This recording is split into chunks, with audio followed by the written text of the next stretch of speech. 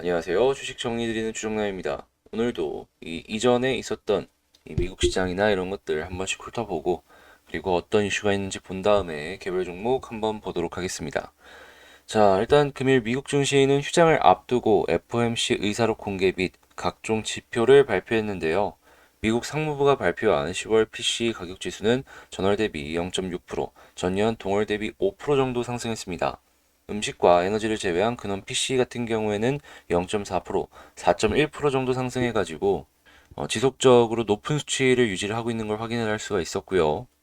다만 그런 상황 속에서도 미국 노동부가 발표한 지난주 신규 실업수당 청구 건수 같은 경우에는 전주 대비 7만 1천 건이 감소한 19만 9천 건을 기록한 걸 확인할 수가 있었습니다. 이 수치는 팬데믹 이후 최저치이며 1969년 11월 이후 가장 낮은 수치다. 이렇게 볼 수 있습니다. 그러니까 이제 어느 정도 노동시장 자체는 올라오고 있다라는 걸 알 수가 있는 그런 상황이 아닐까 싶어요. 자, 그리고 이 페드의 FOMC 11월 의사록이 공개가 되었죠. 여기서 이제 나온 내용이 인플레이션이 목표보다 높은 수준을 지속할 경우에 테이퍼링 속도를 더 빠르게 조정하고 금리 인상을 준비해야 한다라는 점을 언급했어요. 향후 긴축의 경계감이 커지는 발언들을 이번에 계속해서 했기 때문에 달러가 강세의 모습을 보여주는 것이다라고 생각을 해볼 수가 있고, 이러한 부분은 각국의 증시에도 악영향을 미칠 가능성이 크기 때문에 한국 역시도 조심을 해서 지켜봐야 되는 내용이겠다. 이렇게 볼 수 있겠습니다. 이게 왜 그러냐라고 하면요. 미국에서 금리를 올리게 되면은 해외에서 이 투자가 되어 있는 달러를 회수를 하려고 할 것이고, 그러면 원 달러에서 이제 변동이 크게 나올 거란 말이죠. 근데 만약에 원 달러 기준으로 지금 1188인데 2000원까지 10원 정도만 올라간다라고 하더라도 그냥 10원을 1%라고 잡는다라고 칠게요. 간단하게. 이 환차손이 1%만 난다라고 했을 때 1조 투자한 사람은 100억이 날아가는 겁니다. 그냥. 외국인 입장에서는 손실을 최소화하기 위해서 돈을 뺄 수가 있는 거고, 그렇게 되면은 기존에 들어가 있던 종목들에서 돈을 뺄 수밖에 없겠죠. 그럼 매도세가 강해진다라는 소리고, 그러면 지수 전체로 봤을 때 악영향으로 연결을 할 가능성이 크다라는 겁니다. 그래서 이 부분은 조심을 해야 되기 때문에 달러 인덱스는 꼭 주의해서 보시면 좋겠고요. 자, 채권을 봤을 때 오전에 발표된 3분기 GDP 그리고 주간 실업보험 청구 건수 그리고 10월 PC 가격 지수 영향으로 상승하던 국제 금리가 FOMC 발표 이후에 장기 금리 위주로 하락이 나오면서 혼조 마감했습니다. 단기채는 여전히 수익률이 상승하는 모습을 보여주고 있는데 이 이야기는 뭐냐 하면 단기채에서는 돈이 빠지고 있다라는 얘기예요. 자, 미국 채권도 계속해서 보시면 되겠고요. 이 채권 같은 경우에는 아시겠지만 이 수익률이 올라가면은 은행 쪽이 꿈틀꿈틀하는 모습을 보여주곤 합니다. 여전히 높은 수치를 유지를 하고 있고 그 올라간 수치 대비해가지고 한국의 은행주들 같은 경우에는 크게 꿈틀한 모습은 아직 안 보여줬기 때문에 금리 쪽 계속 주목하면서 한국 은행주들 체크하면 좋겠고요. 달러 인덱스 같은 경우에는 강세가 지속되는 모습을 확인할 수가 있습니다. 자, 그리고 미중 갈등 심화, 대만을 놓고서 계속해서 말이 오가고 있죠. 여기서 나오는 리스크로 인해서 한국이 어느 포지션에 끼게 될지, 이게 고래 싸움에 새우등 터진다고 과연 어떤 식으로 진행될지 모르겠지만 요거 무조건 봐야 되고요. 그리고 이제 헝다 리스크가 정말 큰 게 12월 달에 하나가 다가올 예정입니다. 헝다가 올해 말고도 내년에도 갚아야 될 채권이 상당히 많긴 한데 근데 이제 올해 같은 경우엔 12월 달에 제일 큰 게 하나가 남아 있거든요. 하다 보니까 헝다 이 디폴트 얘기가 12월 달에 보다 더 심각해질 수 있다. 이러한 부분은 중국 증시는 물론이거니와 한국 증시에도 악영향을 미칠 수 있기 때문에 이건 조심을 해야 된다. 어떻게 보면 피해가는 것도 하나의 좋은 방법이다. 이렇게 생각해 볼 수 있겠죠. 자, 그리고 중국이 11월 다시 그리고 중국이 11개월 만에 호주 석탄 수입을 재개한다라고 합니다. 일단 미세먼지는 계속 늘어나겠죠. 그동안 이 석탄 가격 증가한 것 때문에 어떻게 보면은 중국의 전력난이 심했던 건데 이번 기회에 석탄 가격을 내릴 수 있는 그러한 이슈가 나온 거니까 아마 한국의 미세먼지는 계속되지 않을까. 다만 이제 중국의 전력난으로 인해서 소재 관련해서 올라갔던 친구들이 떨어질 가능성이 높아 보인다. 그래서 거기서 수혜를 받을 기업들도 찾아보시면 좋겠습니다. 자, 그리고 한국 같은 경우에는 확진자 숫자가 폭등을 했어요. 뭐 4천 명을 넘는다라고 하는데 유럽은 재봉쇄 이야기도 나오는 지역들이 꽤 많죠. 이미 진행한 데도 있고. 그래서 이 코로나 관련해가지고 다시 한번 치료제, 백신, 진단키트 쪽이 계속해서 꿈틀할 가능성이 높아 보인다. 다시금 또 한국이 봉쇄 이야기도 나올 수도 있는 거예요. 이건 체크를 해야 되고, 그리고 디지털 엔화가 나온다라고 하네요. 디지털 위안화 얘기도 나온 지가 꽤 됐던 것 같은데, 엔화까지 나온다라고 하면은 디지털 원도 나올 가능성이 있으니까 요거는 꼭 확인을 하시면 될 것 같고, 오늘 금융통화위원회가 열린다라고 합니다. 여기서 이제 어떤 얘기가 나올지 그걸 좀 많이 봐야 되는데 아마 장중에 이게 빵 하고 터질 거예요.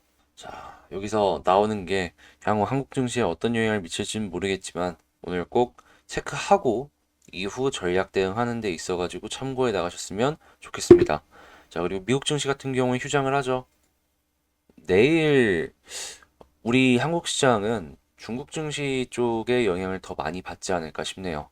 자, 이렇게 뉴스 정리 한번 싹 해봤는데 도움 되셨다라고 생각을 하신다면 구독 그리고 좋아요 한 번씩 부탁드리고요.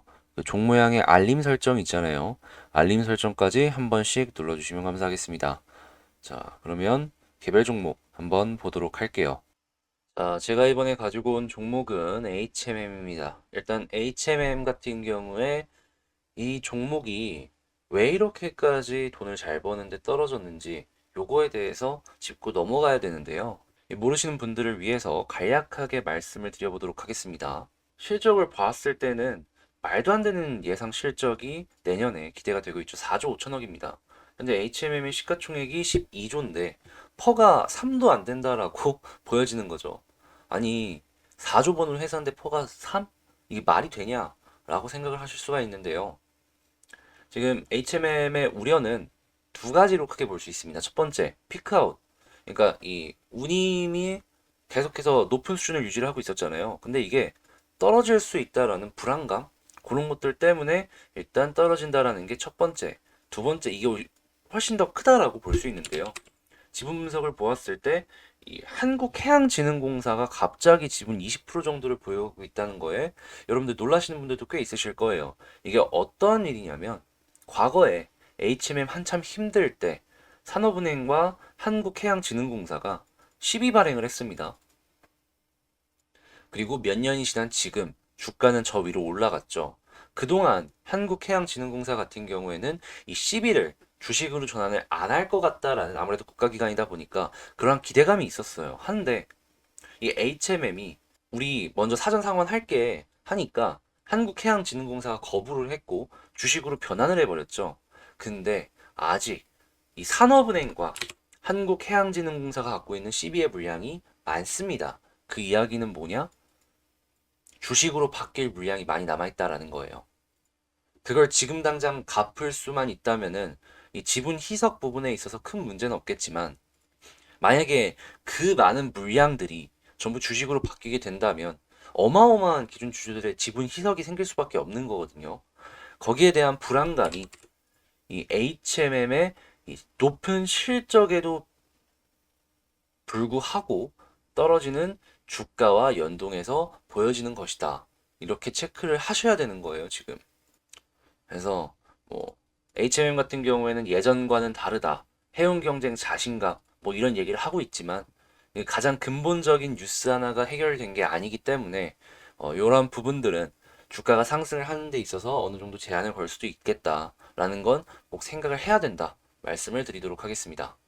자, 그래도 지금 뭐 보시면 아시겠지만 외국인 계속 사주고 있죠.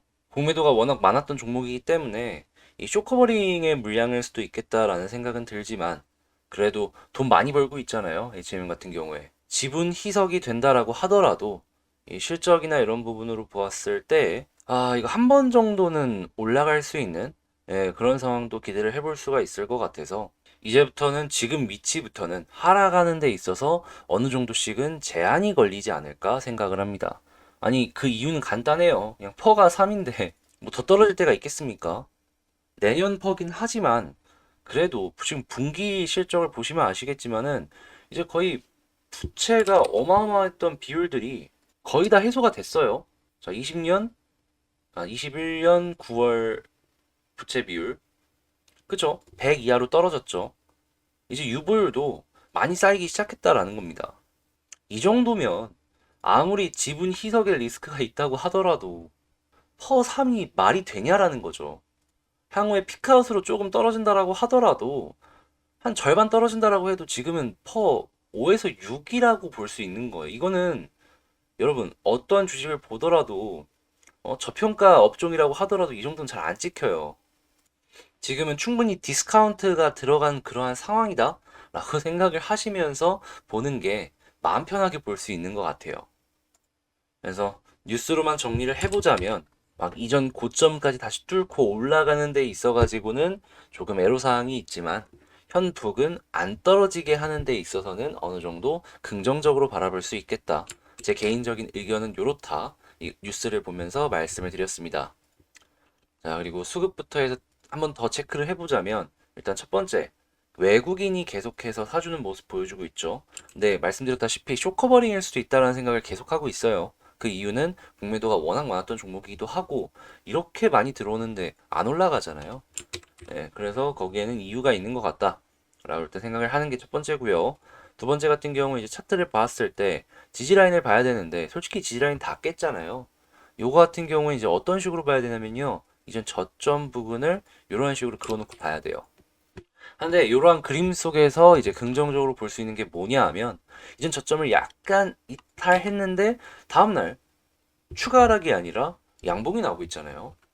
요 자리 스탑로스 딱 한 번 깨트리고 다시 올라가는 개미털기의 자리일 수도 있겠다라는 생각이 드는 거예요. 요 북은 다시 이탈하는 거 아니라면은 이 단기적인 추세 안에서는 긍정적으로 바라봐도 괜찮겠다.